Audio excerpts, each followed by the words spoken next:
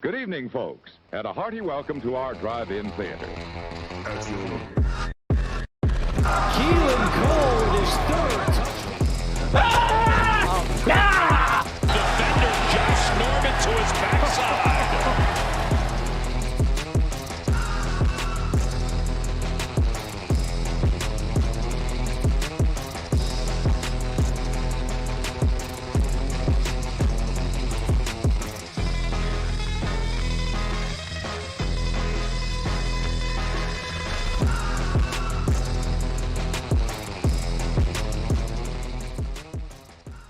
Hey everybody, and welcome to episode 3 of Pulp Fantasy. I'm your host, Scott Rinear.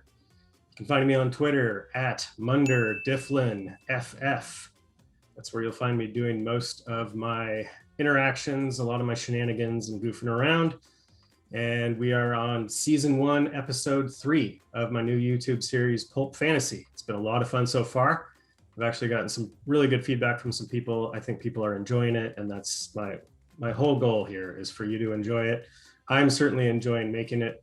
As I keep making more of them, it's just becoming more and more fun. So we're going to get right into it. Again, this is Pulp Fantasy. This is the show where I take pop culture references, typically movies, TV, scenes, that sort of thing, and compare it to real life NFL football or fantasy football.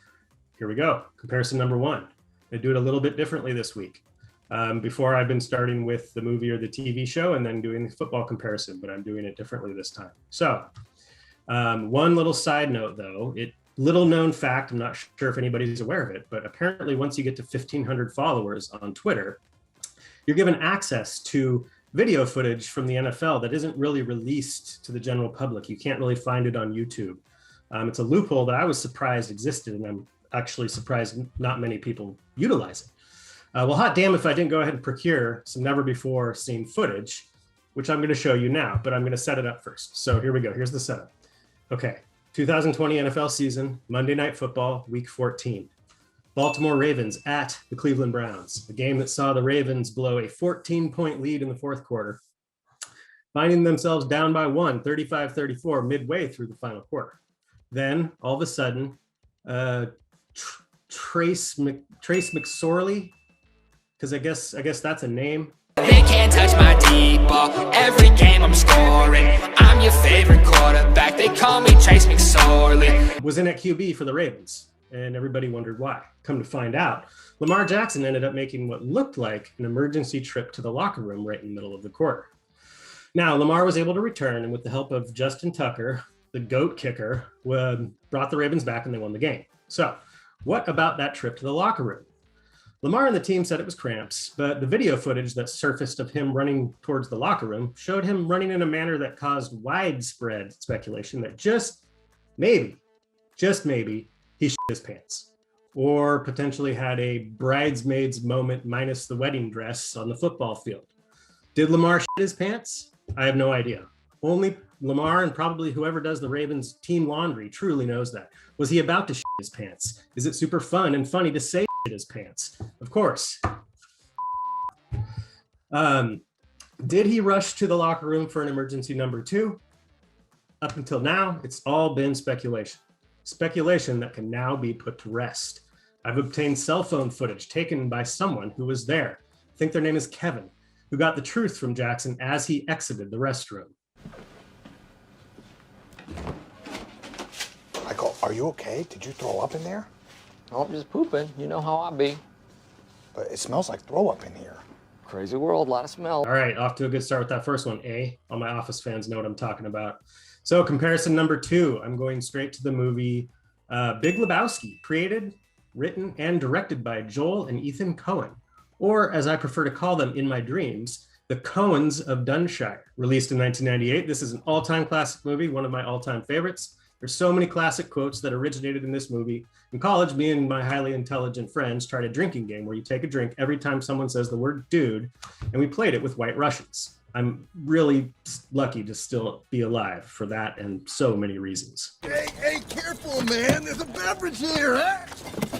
Anyway, I'm not going to try and rehash the whole plot because we just don't have time on this show.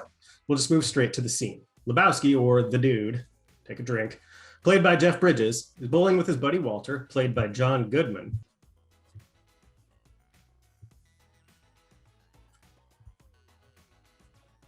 and Donnie, played by Steve Buscemi, a pathetic friend who they constantly shit on. It's a league bowling game, and Walter is a stickler for the rules. In the middle of a conversation with the dude and with Donnie, mid-sentence, Walter screams, Walter, dog has papers. Over the line! Huh? I'm sorry, Smokey. You were over the line. That's a foul. Bullshit. Mark it 8, dude. Excuse me. Mark it 0. Next frame. Bullshit, Walter. Mark it 8, dude. This is referring to their opponent named Smokey, who in Walter's eyes had crossed over the foul line that You shall not pass! while rolling the bowling ball. Smokey disagrees, mark it 8, dude.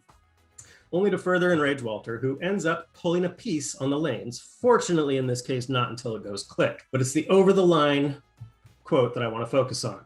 Switching to fantasy football, week 7, Atlanta versus Detroit. Falcons are down 2 points late in the fourth quarter at the Lions' 10-yard line. With a little over a minute left.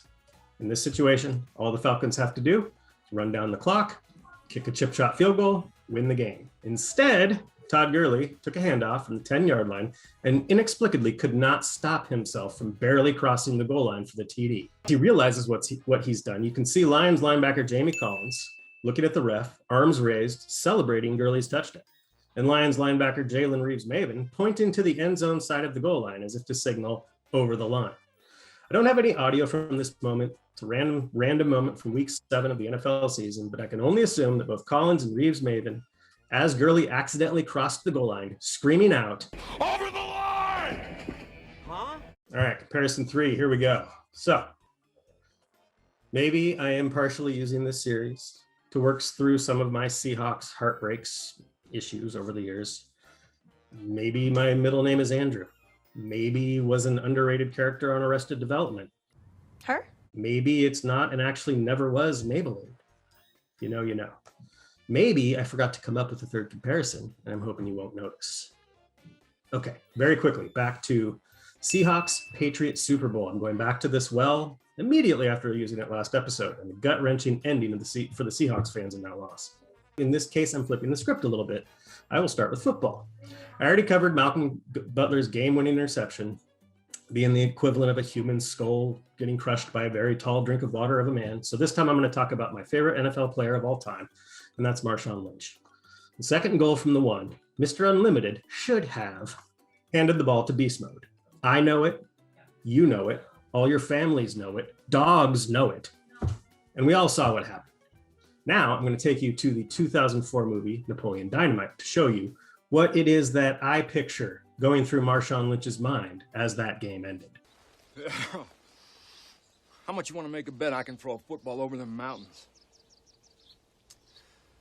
Yeah, if Coach would have put me in fourth quarter, we'd have been state champions, no doubt. No doubt in my mind. You better believe things would have been different. And then here's what goes through my mind as that game ended. Kip, I reckon you know a lot about cyberspace. You ever come across anything like time travel?